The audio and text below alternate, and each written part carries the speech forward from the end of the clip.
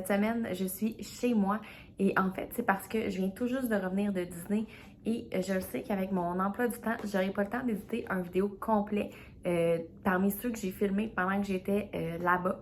Donc, je me suis dit que j'allais faire un petit vidéo à la maison pour répondre à des questions. Des questions que je vois toujours passer sur les réseaux sociaux, sur les différents groupes Facebook de Disney, autant ceux en français qu'en anglais. Donc, je me suis dit que j'allais répondre à ces questions-là.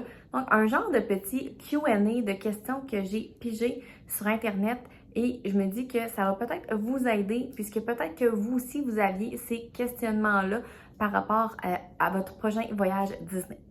La première question que je vois beaucoup trop souvent, c'est est-ce qu'on peut avoir un toaster dans notre chambre? J'ai vu aussi, est-ce qu'on peut emmener un air fryer dans notre chambre?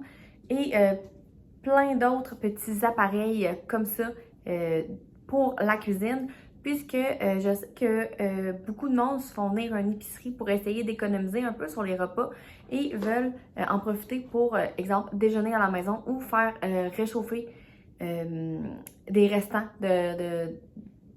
qui ont ramené des restaurants à leur chambre. La réponse est simple. Si vous demandez directement à Disney, ils vont vous répondre, la réponse c'est non. On ne peut pas emmener de toaster ou autres petits appareils dans les chambres puisque c'est une question d'assurance. Si jamais il arrive quelque chose et que le feu pogne ou peu importe, vous allez être responsable des dommages causés par votre toaster. Aussi, je vois beaucoup de monde répondre que les autres, ils l'amènent quand même. Ils vont cacher le toaster dans les valises. Donc, dites-vous que si la réponse est « j'en amène un, mais je le cache », ça veut dire que la réponse est « non, vous n'avez pas le droit ». Il y a des toasters dans les food courts qui sont accessibles à tout le monde. Donc, vous pouvez emmener votre pain directement au food court et faire toaster vos toasts. Et il y a même confiture, beurre de peanut, beurre à votre disposition, tout ça gratuitement.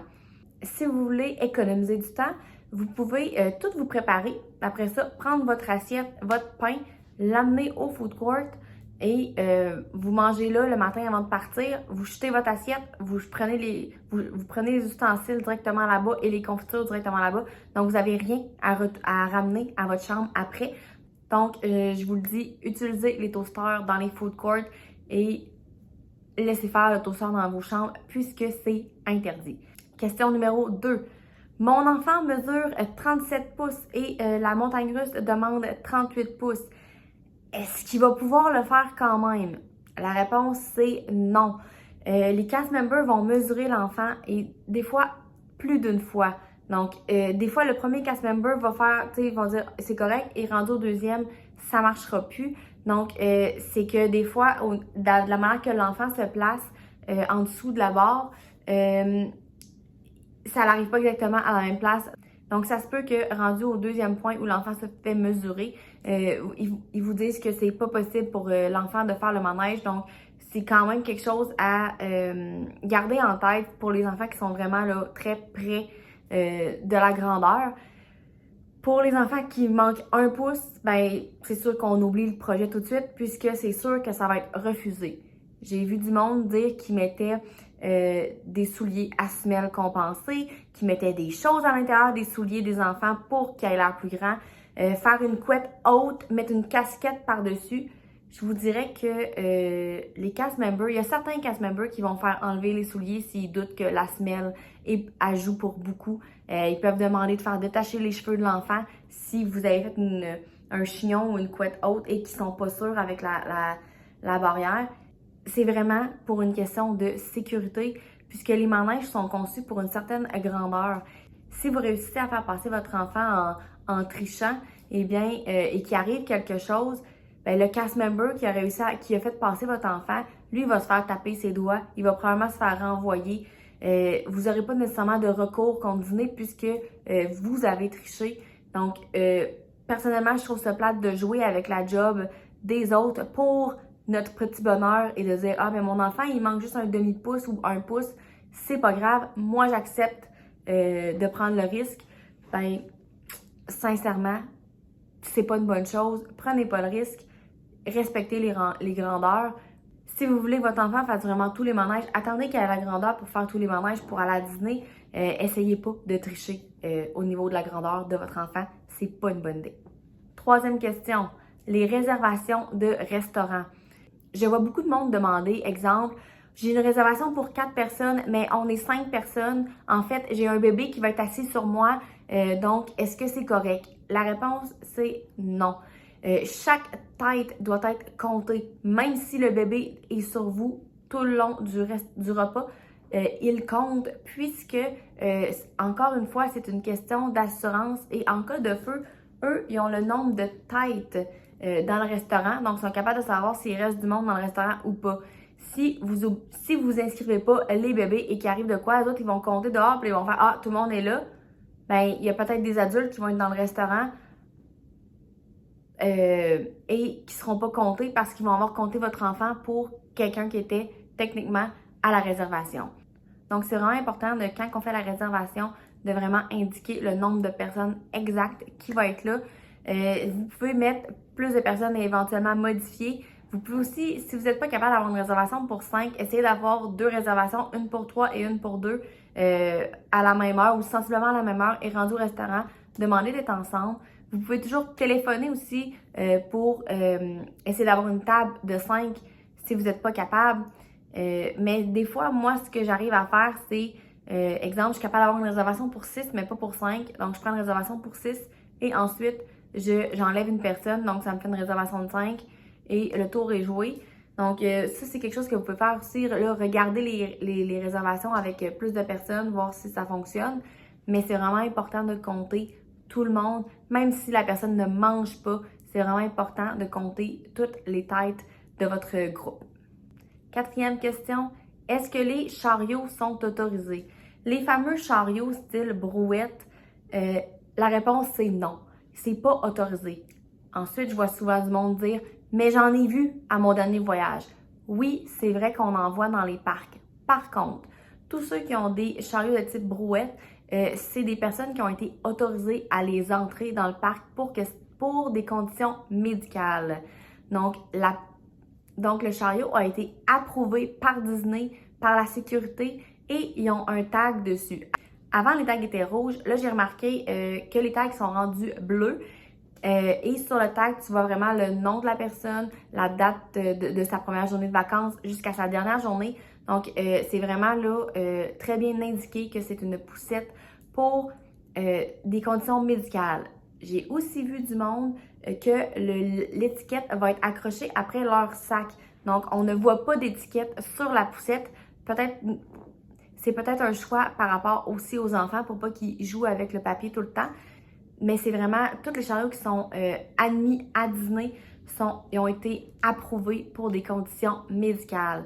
Donc, si vous amenez un chariot et qui n'est pas approuvé, vous allez vous faire revirer de bord, ils vont vous le garder pour la journée et vous allez pouvoir le reprendre en fin de journée ou vous allez devoir aller le reporter.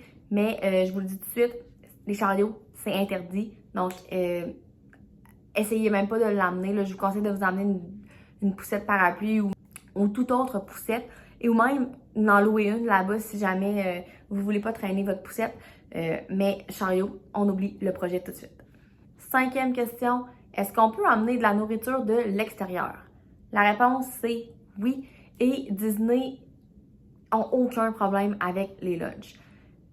Par contre, les plats en vitre et tout ce qui est couteau coupant, je vous dirais, c'est interdit. Mais moi, personnellement, je l'ai fait souvent puisque j'ai déjà déménagé à Orlando et je le faisais souvent avec mes enfants puisque d'aller à Disney à tous les jours en famille, si on mange dans les restaurants, ça peut monter vite.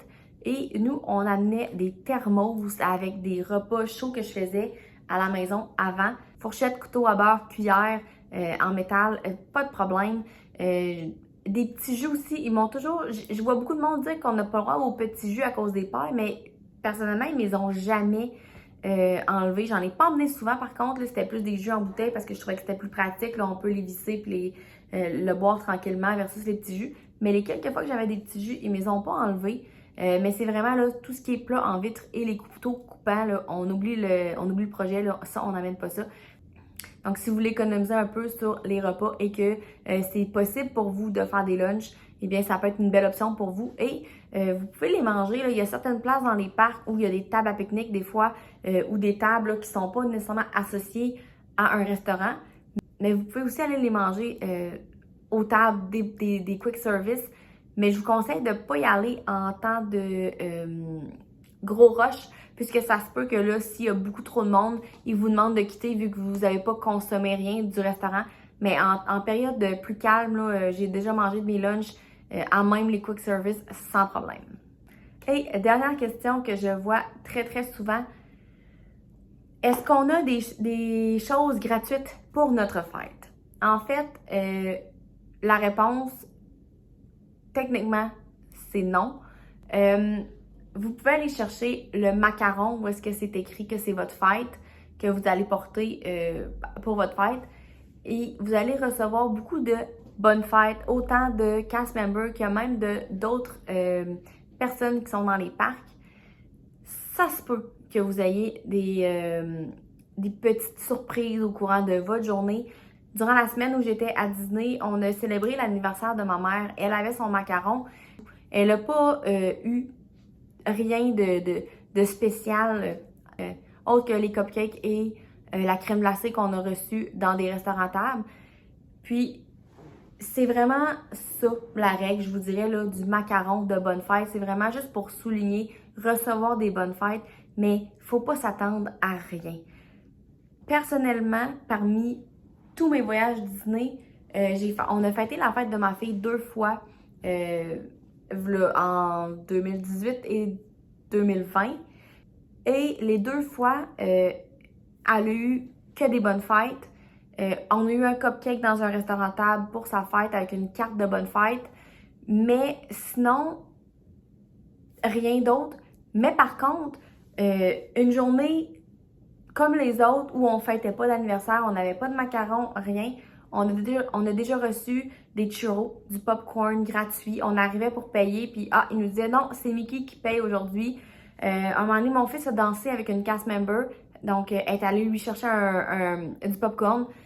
Elle m'a demandé bien sûr si j'étais d'accord qu'elle lui donne du popcorn. J'ai dit oui. Donc, elle lui a donné un pot de popcorn gratuitement. Ma fille a déjà reçu une pin de Tinkerbell. En fait, c'est une pin exclusive spéciale cast member qui on faisait du pin trading avec un cast member et ma fille lui parlait et il a sorti de sa poche une petite pin toute emballée encore de clochettes qui ne se vend pas. C'est vraiment une exclusivité que les cast members avaient dans le temps, qui pouvaient donner à des personnes qui jugeaient que pour eux, ça valait un petit moment magique. On a déjà reçu aussi dans le temps, c'était des fast-pass. On arrivait à un manège et le cast member nous disait « Venez-vous-en », puis il nous faisait passer par la file maintenant des Lightning Lane, donc sans rien demander. Donc, c'était vraiment des petits moments magiques qu'on a pu recevoir gratuitement. Mais jamais que c'est arrivé lorsqu'on avait des macarons pour souligner la fête. Donc, c'est vraiment là, allez chercher votre macaron lorsque c'est votre fête, mais attendez-vous pas à plus que des bonnes fêtes. Et si vous en avez plus, s'il y a un cast member qui vous donne un cadeau, quelque chose, eh bien, prenez-le, remerciez et soyez content, mais attendez-vous pas à rien. Allez-y vraiment là pour le plaisir de porter le petit macaron puis de se faire dire bonne fête parce que c'est quand même le fun. Ma mère, je vous dirais qu'elle a apprécié toutes ses bonnes fêtes. Elle a dit mon Dieu, j'ai eu des bonnes fêtes pour tout le reste de ma vie tellement qu'elle a eu des bonnes fêtes de tout le monde. Mais c'est vraiment juste une petite attention spéciale, le fun, mais rien n'est promis avec ce macaron-là. Donc voilà, c'est tout pour les questions de cette semaine. Là, j'ai choisi ces questions-là, mais j'aurais pu en prendre plein d'autres puisqu'il y a vraiment beaucoup de questions que le monde se pose sur les réseaux sociaux et qui reviennent souvent. Peut-être que éventuellement, je vais faire un deuxième vidéo avec des nouvelles questions. Ça va dépendre si c'est quelque chose qui vous intéresse aussi, puisque Disney, c'est quand même beaucoup de questionnements là, quand on prépare un voyage, que ce soit un premier ou un 5, 6, 7, 50e voyage. Disney change tellement beaucoup et change tellement vite que des fois, on se perd un peu dans tout ça. Donc, je vais essayer d'être là pour répondre à ces questions-là. Donc là, je vais continuer de regarder les questions, puis je vais prendre des petites notes pour voir c'est lesquelles vraiment les questions qui sont le plus posées. Et je peux vous faire une partie 2 si jamais ça vous intéresse. Donc là-dessus, j'espère que j'ai répondu à des questions que vous aviez. Et si jamais vous avez d'autres questions, vous pouvez me les écrire en commentaire. Moi, je vais les répondre soit par écrit ou dans une vidéo future. Sinon, moi là-dessus, je vous dis, n'oubliez pas de vous abonner, liker les vidéos et on se voit la semaine prochaine. Bye!